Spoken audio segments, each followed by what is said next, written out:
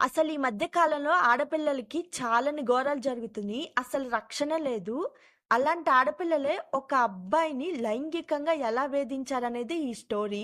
మరి లేట్ చేయకుండా స్టోరీలోకైతే వెళ్ళిపోదాం. ఈ స్టోరీ విన్న తర్వాత మీ అభిప్రాయాన్ని ఖచ్చితంగా కమెంట్స్‌లో అయితే తెలియచేయండి. వైజాగ్ దగ్గరలో ఒక చిన్న పల్లెటూరు. తన పేరైతే రాహుల్. 22 సంవత్సరాలు. తను కాలేజ్‌లో చదువుకునే స్టూడెంట్. అయితే తనకి మంచి స్నేహితులున్నారు. అలాగే ఈ రాహుల్‌కి కొంచెం సిగ్గు, బిడియం అయితే చాలా ఎక్కువ. అతని తల్లిదండ్రులైతే వ్యవసాయం చేసుకుంటారు. అతను కాలేజ్‌లో బస్‌కైతే వెళ్ళి వస్తూ ఉంటాడనమాట. అయితే ఇక్కడ చాలామంది నాకు తెలిసి 90% వరకు అమ్మాయిలే ఇలాంటివి ఎదుర్కొంటూ ఉంటారు. కానీ 10% మంది అబ్బాయిల్లో కూడా ఇలాంటి బాధలు ఎదుర్కొంటారు అనేది ఈ స్టోరీ ద్వారానే నాకు కూడా అర్థమైంది. రాహుల్ అలాగే రాహుల్ స్నేహితులు కూడా చాలా మంచి పిల్లలు. వాళ్ళకి ఎలాంటి చెడు అలవాట్లు అయితే లేవు. అయితే యథావిధిగానే రాహుల్ వాళ్ళ ఫ్రెండ్స్ బస్ ఎక్కి ఇంకా కాలేజ్కి అయితే వెళ్ళారు.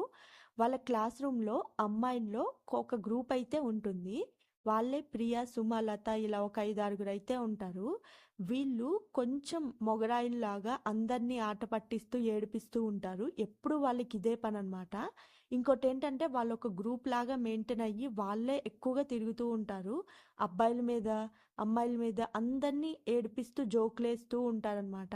అయితే ఒక్కొక్కసారి వీళ్ళు చాలా ఎక్స్ట్రాలు కూడా చేస్తూ ఉంటారంట. ఒకరోజు కాలేజీలో ఫెస్టివల్ అయితే జరుగుతుంది.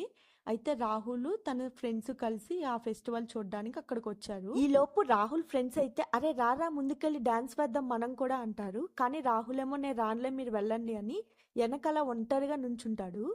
ఇంకా ప్రియా అయితే అక్కడికి వస్తుంది. ఏరా రాహుల్ ఏంటి ఒంటరిగా ఉన్నావు మాతో డాన్స్ చేస్తావా అంటుంది. కానీ రాహుల్కి మాత్రం నవ్వి నవ్వనట్టు నవ్వి లేదు ప్రియా నేనైతే చేయనంటాడు. నాకు అసలు డాన్స్ కూడా రాదని చెప్తాడు. కానీ ప్రియా మాత్రం అస్సలు పట్టించుకోదు. ఆ గ్యాంగ్‌ని మొత్తం పిలిచేసి, చూడండ్రా అబ్బాయి డాన్స్ చేయడంటున్నాడు. మనం బలవంతంగా చేయిద్దాంలే అని ఏడిపించడం స్టార్ట్ చేస్తుంది. ఇంకా రాహుల్‌ని ఒక్కడిని చేసి వాళ్ళందరూ చుట్టుముట్టేస్తారు. రాహుల్‌ని బలవంతంగా డాన్స్ చేయమని ఫోర్స్ చేస్తూనే ఉంటారు. రాహుల్ అయితే వద్దు వదిలేయండి ప్లీజ్ అన్నా కూడా అస్సలు వదలరు. అయితే వీళ్ళ గ్యాంగ్‌లో సుమ అతని చేయి పట్టుకొని ఏంట్రా అబ్బాయిలు ఇంత సిగ్గుగా ఉంటారా? చిచ్చి అయినా అబ్బాయి అయిన తర్వాత ఇంత సిగ్గు బిడియం అయితే ఎలా? సర్లే మేం చేస్తాంలే నీతో డాన్స్ అని చెప్పి లత రాహుల్ భుజం మీద చేతులు వేసి డాన్స్ చేయమంటుంది. కానీ రాహుల్కి మాత్రం చాలా ఇబ్బంది పడతాడు. కానీ చుట్టూ జనాలు ఫెస్టివల్ అవటం వల్ల తనైతే ఇంకా సైలెంట్గా ఉండి బస్ స్టాప్ దగ్గరికి అయితే వెళ్ళిపోతాడు ఇంటికి వెళ్ళడానికి. అప్పుడే ఆ బస్ స్టాప్ దగ్గరికి మళ్ళీ ఆ ప్రియా గ్రూప్ వస్తుంది. వాళ్ళైతే ఏ రాహుల్ రారా మా కారులో తీసుకెళ్తామంటారు. కానీ రాహుల్ మాత్రం నేను రాను నేను బస్కి వెళ్తా అంటారు. అయినా సరే వినకుండా మేము డ్రాప్ చేస్తామంటారు. లేదు లేదన్నా కూడా బలవంతంగా కారులో అయితే ఎక్కిస్తారు. ఏంట్రా మాతో రావడానికి భయమా? అబ్బాయిలంటే ఇలాగే ఉంటారా? అని నవ్వుతా హాస్యంలాగా వెటకారంగా మాట్లాడతారు. ఇంకా రాహుల్ చేసేదేమీ లేక అలాగే కొంచెం మనసులో భయపడుతూ అలా కూర్చొని ఉంటాడు. వాళ్ళేమో రోడ్డు మీద వెళ్తూ అతన్ని టీజ్ చేయడం మొదలు పెడతారు. ప్రియ డ్రైవ్ చేస్తూ రాహుల్ నువ్వు చాలా క్యూట్గా ఉన్నావురా మాకు నచ్చావు అంటుంది. సుమ అతని పక్కన కూర్చొని అతని చేతిని పట్టుకొని ఏంట్రా టచ్ చేస్తే ఏమవుతుంది అంటుంది. రాహుల్ ప్లీజ్ వదిలేయండి మీకు దండం పెడతా నాకు చాలా ఇబ్బందిగా ఉంది అంటాడు. కానీ వాళ్ళు నవ్వుతూ మరింత దగ్గరకు వచ్చేస్తారు. ఒక నిర్మానుషమైన ప్రదేశంలో కారు ఆపి రాహుల్ని అయితే బయటకు లాగి ఇంకా టార్చర్ అయితే మొదలు పెడతారు. లత అతని షర్ట్ పట్టుకొని లాగుతుంది. సుమ ఏమో అతని ముఖం మీద చేతులు పెట్టి కిస్ ఇవ్వరా అంటుంది. రాహుల్ అయితే పెద్ద పెద్దగా కేకలు వేస్తాడు. వదలండి ప్లీజ్ ఇది తప్పు అంటాడు. కానీ వాళ్ళైతే అస్సలు ఏం పట్టించుకోరు. రాహుల్ బలవంతంగా తనని తను రక్షించుకోవడానికి ప్రయత్నిస్తాడు. రాహుల్ వాళ్ళందరినీ ఒక్కసారిగా తోసేసి పరిగెత్తడానికి ప్రయత్నించాడు. కానీ వాళ్ళైతే మళ్ళీ పట్టుకొని మరింత టార్చర్ చేయడం మొదలుపెట్టారు. ఈలోపు అతని బట్టలు కూడా చిరిగిపోయాయి. శరీరం మీద బుగ్గలు ఒళ్ళు అంతా కూడా గాయాలయ్యాయి. అతను అరిచి ఏడుస్తున్నా కానీ ఎవ్వరూ రాలేదు. చివరికి వాళ్ళు సంతృప్తి చెందిన తర్వాతే అక్కడ వదిలేశారు.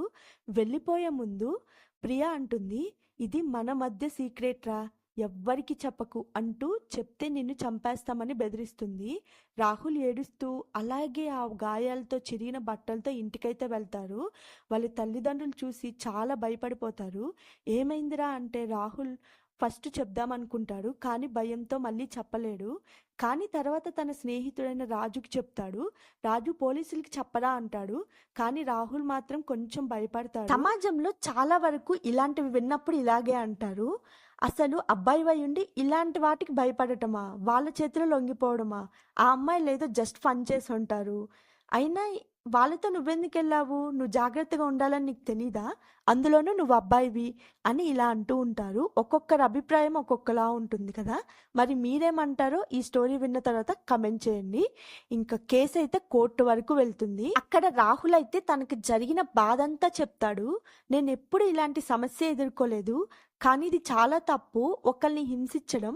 అమ్మాయిలకి ఇలాంటి దాడి జరిగితే ఎలా బాధపడతారో అబ్బాయిలు కూడా అలాగే బాధపడతారు అని తన బాధ అయితే చెప్తాడనమాట. చివరికి ఆ కోర్టు అయితే అమ్మాయిల్ని శిక్షిస్తుంది. ప్రియా గ్రూప్ అయితే జైలుకి వెళ్తారు. రాహుల్ ఇంతకు ముందులాగా తన జీవితాన్ని మళ్ళీ ప్రారంభిస్తాడు.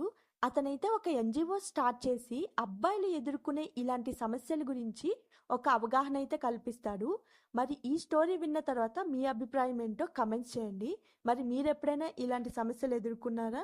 మీకు కూడా ఇలాంటి స్టోరీస్ ఏమైనా ఉంటే కమెంట్ బాక్స్లో షేర్ చేసుకోండి. వీడియో నచ్చితే లైక్ చేసి సబ్స్క్రైబ్ చేసుకోవడం మాత్రం మర్చిపోవద్దు.